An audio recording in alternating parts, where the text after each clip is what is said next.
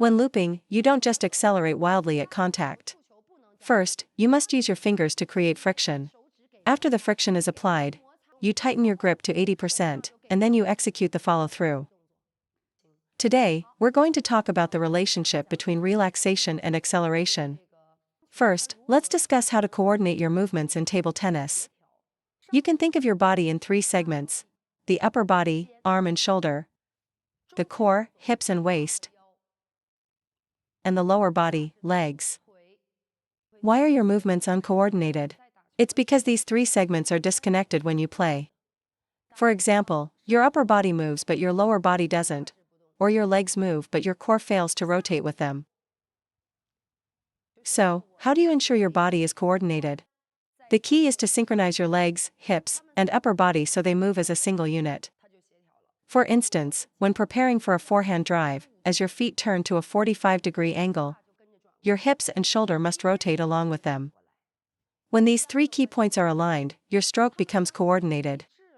Watch, ready, rotate, rotate, rotate. Imagine this: as your arm goes back for the backswing, your hips and legs rotate back with it. As your arm moves forward, your hips and legs drive forward together. When your arm drops lower, your hips and legs sink into a squat. When your arm rises, your hips and legs rise with it. You see, the shoulder, hips, and legs are perfectly synchronized. Pay special attention to your hips. If there's no hip rotation, your entire stroke will feel stiff. You don't need to overthink it, just let your body follow the direction of your arm, and you won't go wrong. Now for the backhand, the mechanics are slightly different from the forehand. There's a lot of debate about the backhand. Some say to rotate the waist. Some say to use your core. And others say to keep the body still. In my opinion, the backhand stroke is primarily driven by contracting and expanding your abdomen. My backhand is powerful, especially against backspin, because for every active stroke, I incorporate an inward coiling motion before I explode forward. Against topspin, I'll coil inwards and then drive forward. Against backspin, I'll drop my racket and then drive it up and forward. The power comes from that inward coiling motion. Here's a common mistake. Your body remains static, and your backswing is completely disconnected from it. The key issue is your body isn't coiling with the backswing and then driving forward. As a result, your body is either too upright or permanently coiled, preventing you from generating real power. You must use your body by syncing its movement with the ball. If your opponent's shot is high quality and fast, you should use their pace with a compact block, counter rip, or counter loop. However, when you have the chance to initiate an attack, your body must coil inward with your backswing. Look, coil in. Drive out. When you drive out, you're thrusting your abdomen forward. Regardless of the stroke size, if you have this core engagement, your arm and body will be perfectly synchronized. Once you achieve this synergy, your power generation will feel incredibly smooth and fluid, far better than using just your arm. For a backhand drive, the motion is a simple coil and thrust of the core. When you step back to mid-distance, about a meter from the table, you must start incorporating rotation. The motion becomes coil, rotate, and thrust. Looping a backspin ball also requires this rotation. So, why do many players fail to use their body when looping a backhand backspin? Because their racket is positioned in the center of their torso, which prevents rotation. You must position the racket slightly to your left. This creates space for lateral force and allows you to execute a proper outside arc. If it's centered, you'll hit your own hand and can only push up and down. Think about your forehand. Can you generate an arc with a straight, linear motion? Of course not. You bring the racket back close to your body and then create an outside arc. The same principle applies to the backhand. Keep the backswing near your left side, by your left leg, and generate power through an outside arc. Once you create this proper trajectory, your shots will naturally become more consistent. So, don't bring your backswing between your legs. Keep it to your left. Allow your torso to rotate slightly. This will enable you to execute a full and effective outside arc on your backhand. For topspin to topspin rallies, you don't need to rotate.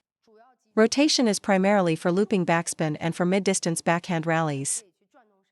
In fast rallies, keep your backswing in front of your torso and use forward body power, as the smaller motion doesn't allow time for a full rotation or perfect positioning. Okay, let's move on to the second aspect of coordination, the synergy between your body and your feet. For example, in a backhand-forehand drill, how do you keep your hands and body coordinated? During your backhand stroke, your body and center of gravity must be stable. Many amateurs are off balance while hitting the ball. This forces you to reset your balance after the shot before you can move your feet, which is one reason why you're slower than others. Instead, you should be perfectly balanced for every shot.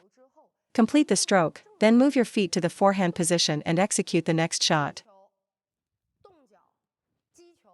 At the point of contact for every stroke, your body should be completely still. However, many amateur players misjudge the ball and have to adjust their position while they are hitting it. Is this acceptable? Yes, but this kind of on-the-fly adjustment will cause pauses and disruptions in your continuous attack. Therefore, with every step, you should strive to find the optimal contact point for the ball, because a proper stroke requires a stable body. We often see players reaching for the ball, causing their bodies to lurch up, down, forward, or sideways. How do you make your shots more stable? By keeping your body, shoulders, and center of gravity perfectly balanced. If you are moving while you're hitting, of course you're going to make a lot of errors. The more your shoulders move up and down, the more inconsistent your shots will be. This is especially true for the shoulder and upper arm. The more stable your shoulder is, the more stable your shot will be. Look, push, recover, loop, follow through. Your upper arm should only lift for very specific shots, like against heavy chops or a short pimples block. For all other standard shots, the lift comes from your forearm. After contact, it's the forearm that brings the racket up. If you lift with your shoulder and upper arm, the ball will either fly off the table or go straight into the net. A common mistake is having a high racket position during a push.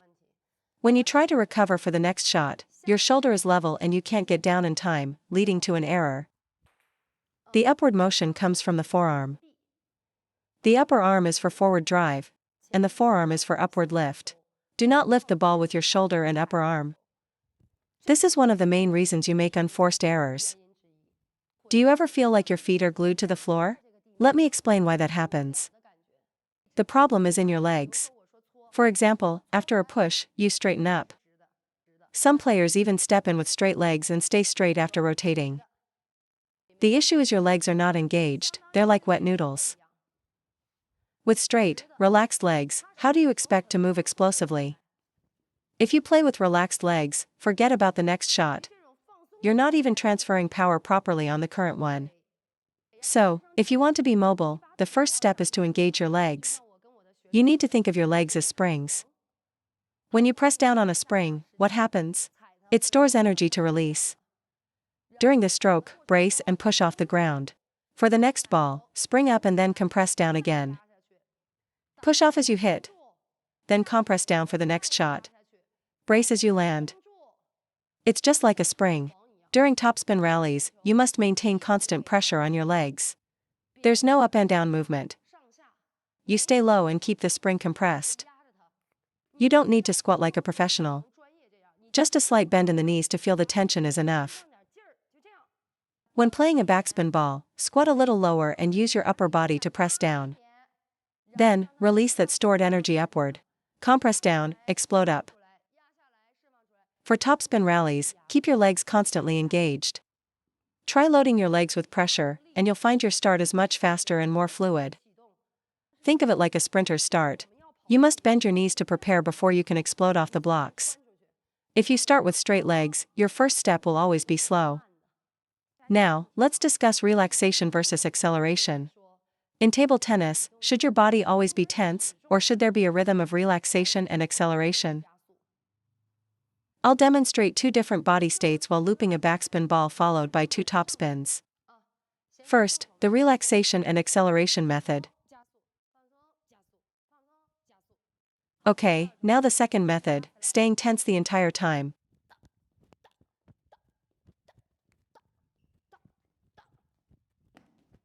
Which one is correct?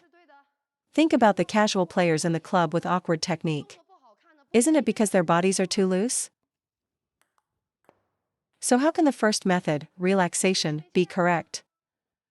Why can't we link our shots together? Because we relax after serving, we relax after pushing, and we relax after looping. Your body must always be engaged. Your legs should be rooted, your hips loaded, and your shoulders slightly forward. You must maintain this tension at all times. There is no time to rest or relax during a point. Look, after the serve, you recover, then you push, loop, drive. The body's state of readiness is always the same. Only by keeping your body compact and ready can you string together multiple shots and maintain consistency when you generate power. Let me tell you, professional coaches use fast multi-ball drills for a reason. It's to activate the player's body, prevent them from becoming loose, and build intensity. That way, they are ready to react instantly in a real match. Most amateurs do the exact opposite. Their body is relaxed, and their arm is tense. The tension in your arm comes from two places: your shoulder and your grip. Fix these two issues, and you'll be able to relax your arm properly. First, the shoulder. If you can't seem to relax it, just focus on dropping your elbow. Don't let your elbow flare out. A high elbow leads to a stiff, forced shot. A low elbow allows for a much more relaxed and fluid stroke. Second is your grip. During your backswing on a normal paced ball, your grip should be very light, just enough to hold the racket, about 30% pressure. The moment you begin your forward swing, you start to apply pressure, tightening to about 80% at contact. For a direct hit like a drive, use a 30% grip on the backswing and an 80% grip through the shot. You must grip the racket firmly at impact to prevent wobbling, which causes errors. Second, when looping a backspin ball, your backswing grip should be light, just 30% pressure. Stay relaxed until the moment of contact, then instantly engage your fingers and tighten your grip to about 80% power. That's how you generate power through the ball. For a drive, 30% grip on the backswing, 80% on the follow-through. For a loop, 30% grip during the backswing and as you approach the ball. At the moment of contact, your fingers accelerate and tighten the grip to 80% as you drive forward. If you can master this feeling, your game will definitely improve. For a drive, you tighten to 80% as you swing forward. Let me put it this way: 30% back, 80% forward. For a loop, the backswing is all at 30%. At contact, your fingers accelerate the racket, grip tightens to 80%, and then you complete the arm motion. When looping, you don't just accelerate wildly at contact. First, you must use your fingers to create friction. After the friction is applied, you tighten your grip to 80%, and then you execute the follow-through. You can only accelerate effectively after your hand is engaged. If your grip is too loose during acceleration, the ball will fly.